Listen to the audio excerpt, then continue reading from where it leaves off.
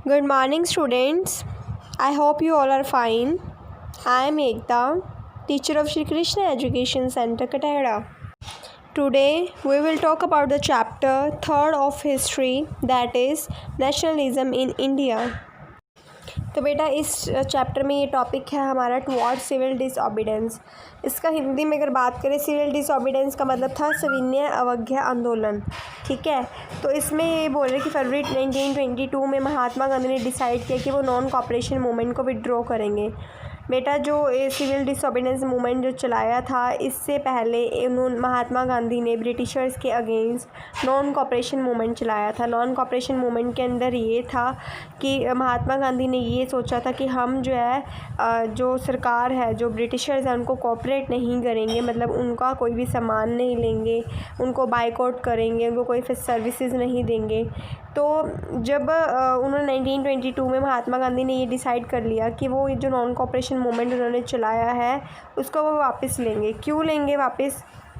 क्योंकि उन्होंने ये देखा कि जो नॉन कॉपरेशन मूवमेंट है वो एक वॉलेंट में टर्न कर रहा है। वॉलेंट मतलब एक हिंसा में टर्न हो रहा है, बदल रहा है। क्योंकि महात्मा गांधी ने जो मूवमेंट चलाया था, उनका मोटिव ये नहीं था कि वो लड़ाई करे, उनका मोटिव ये था कि ब्रिटिशर्स को शांति से वो समझाएं। तो बट जब उनको लगा कि जो नॉन कॉपरेशन मूवमेंट एक हिंसा में बदल रहा है, तो उन्होंने कहा कि अब हम ये जो आंदोलन है, जो नॉन कॉपरेशन मूवमेंट है, इसको वापस लेते हैं। और उसके बाद उन्होंने ये कहा कि अगर हमने एक मास लेवल पे स्ट्रगल करना है, लाइक एक बड़े लेवल पे कुछ भी आंदोलन चलाना है, तो उससे पहले हमें ज़रूरत है कि हम जितने भी सत्याग्रहीज़ हैं, सत्याग्रहीज़ मतलब जो भी चाहते हैं कि चेंज आए, लाइक जो भी ब्रिटिशर्स के अगेंस्ट आवाज़ उठाना चाहते हैं, उनके अगेंस्ट अगर जिन्होंने भी आवाज़ उठानी है, मास लेवल पे स्ट्रगल करना है, बड़े लेवल पे आवाज़ उठानी है, तो उनको पहले ट्रेनिंग देने की ज़रूरत है। जब तक ट्रेनिंग नहीं होगी तो लोग हिंसा करेंगे ही करेंगे, क्योंकि गुस्सा लोगों को आएगा ही आएगा। और कांग्रेस के अंदर ही कुछ लीडर्स जो थे अब जो थे टायर्ड ऑफ मास स्ट्रगल, कि वो मास स्ट्रगल से थक चुके थे, तो अब वो ये चाहते थे कांग्रेस के अंदर ही कि वो अब इलेक्शंस में पार्टिसिपेट करें।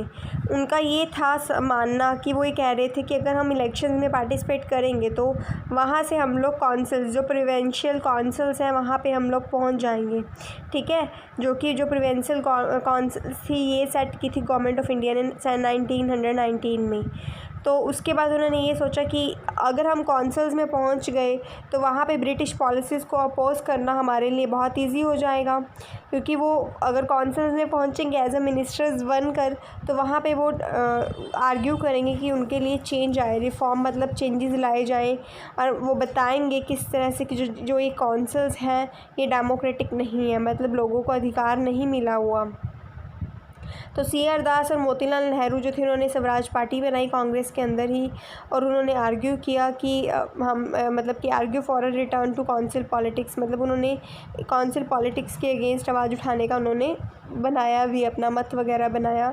बट जो यंगर लीडर्स थे, जैसे कि जवाहरलाल नेहरू, सुभाष चंद्र बोस, ये मोर रेडिकल मास एगिटेशन में बिलीव करते थे। ये चाहते थे कि फुल इंडिपेंडेंस मिलनी चाहिए, ये नहीं कि हम छोटे छोटे लेवल पे हम लोग उनसे बात करें। ये चाहते थे कि बड़े लेवल पे हमें पूरी आज़ादी मिलनी चाहिए।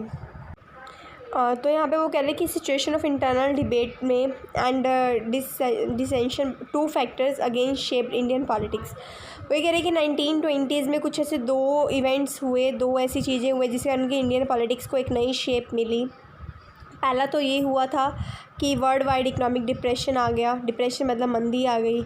अगर मंदी आएगी तो एग्रीकल्चर प्राइसेस जो है वो फॉल हो जाएंगे और कोलैप्स कर गए 1930s के बाद। तो और as a demand for agriculture goods fell. अब क्या थे, डिमांड जो थी एग्रीकल्चर गुड्स की वो कम होने लगी, एक्सपोर्ट कम हो गया। पीजेंट जो थे उनके लिए, पीजेंट मतलब जो किसान लोग थे, उनके लिए डिफ़िकल्ट था कि वो अपनी हार्वेस्ट को कैसे सेल करें और किस तरह से वो पे करें अपने रिवेन्यू के लिए। लाइक उनको कोई इनकम नहीं हो रही थी। और 1930s में कंट्री साइड जो थी एक टर्मोइल में थी, मतलब कि काफ़ी कुछ बदल गया था। एक नई इंडियन पॉलिटिक्स, एक नई शेप आ गई थी। लाइक अब देखो बेटा, अब जैसे कोरोना टाइम अब चल रहा है, कोरोना आया है, तो अब हमारी जो इकॉनमी है वो किस तरह से चेंज हुई है हम देख ही रहे हैं। अब क्या हुआ है, लोगों के पास काम नहीं रहा इतना, ठीक है, हमारे एक्सपोर्ट्स कम हो चुके हैं, इंपोर्ट्स कम हो चुके हैं, तो हमारी इकॉनमी डाउन कितनी जा रही है। अब हमें पता लग रहा है कि उस टाइम भी ऐसे ही इकोनॉमिक डिप्रेशन आया था, मंदी आई थी, और उस टाइम पे भी काफ़ी कुछ प्रॉब्लम्स लोगों ने फेस की थी। तो अब वो ये कह रहे हैं कि against this background the new Tory government in Britain constituted a statutory commission under sir John Simon. तो वो ये कह रहे हैं कि मतलब इतना कुछ हो रहा था वहाँ पे, इतनी मंदी, इकोनॉमिक डिप्रेशन चल रहा था, ये सब चीज़ें तो हो ही रही थी, साथ में उन्होंने ब्रिटेन में एक न्यू टॉरी गवर्नमेंट जो थी वो बनी, और वो जब आई तो उसका एक स्टैट्यूटरी कमीशन बनाया उसने, और जिस सर जोहन साइमन के मतलब वो उसके हेड थे, उसके अंडर उन्होंने न्यू गवर्नमेंट ने, टॉरी गवर्नमेंट ने स्टैट्यूटरी कमीशन बनाया। और उसके बाद ये स्टैट्यूटरी कमीशन क्यों बनाया था, क्योंकि जो नेशनलिस्ट मूवमेंट चल रहा था, लाइक जो लोग थे वो जो आंदोलन कर रहे थे, पहले नॉन कॉपरेशन मूवमेंट, अब जो ये दूसरा जो ये मूवमेंट से चला रहे थे, इसके लिए उन्होंने क्या किया, इसी रिस्पॉन्स में उन्होंने ये स्टैट्यूटरी कमीशन बनाया। जो कमीशन क्या काम था कमीशन का काम ये था कि वो जितना भी कॉन्स्टिट्यूशनल सिस्टम था इंडिया में उसकी फंक्शनिंग को वो देखेगा और चेंजेस को सजेस्ट करेगा कि क्या क्या चेंजेस आने चाहिए, क्योंकि लोग ये कह रहे थे कि अगर सरकार जो ब्रिटिशर्स है चेंज नहीं कर रहे हैं तो वो लोग इलेक्शन लड़ेंगे, इलेक्शन के बाद वो वहाँ पे जाके प्रोविंसेस मतलब कि वहाँ जाकर बनाएंगे, वहाँ पे सरकार का विरोध करेंगे, सरकार के अंदर रह करके ही।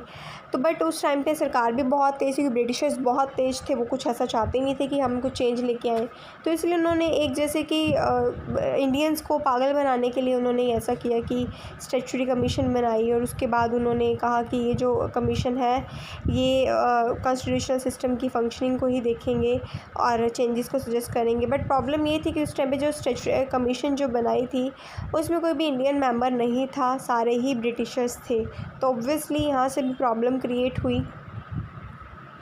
और जब साइमन कमीशन इंडिया में आया तो 1928 में इंडिया में आया तो लोगों ने इसको जो ग्रीट मतलब इसका जो स्वागत किया था वो था गो बैक साइमन, इस स्लोगन से लोगों ने इसका स्वागत किया। क्यों? क्योंकि इंडियंस को पता था कि इसमें कोई भी इंडियन नहीं है, इस कमीशन में सारे ब्रिटिशर्स हैं, तो इंडियंस को वो अच्छा ऑब्वियसली नहीं लगेगा।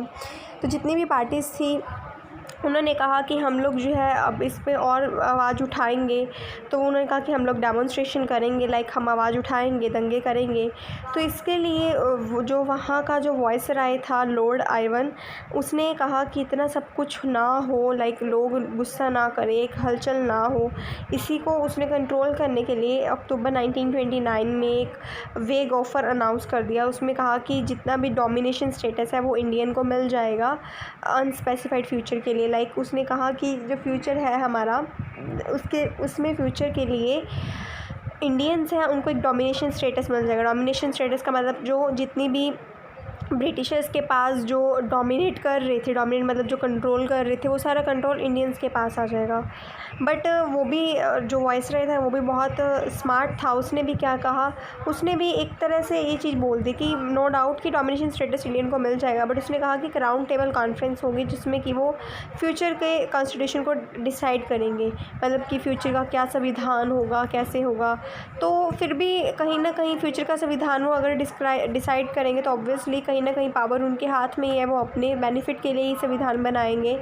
तो इसलिए क्या हुआ, कांग्रेस जो थे वो सेटिस्फाई नहीं हुए, तो उसके बाद काफ़ी लोग और भी गुस्से हुए कि नहीं हम लोग नहीं। अब तो जो लोग थे वो पूर्ण स्वराज की डिमांड कर रहे थे कि हमें पूरे लेवल पे हमें स्वराज चाहिए। स्वराज मतलब अपना राज, मतलब हम इंडियंस खुद ही राज करें अपने इंडिया के ऊपर। लोग अब ये डिमांड करने लग गए थे। Thank you so much for watching this video.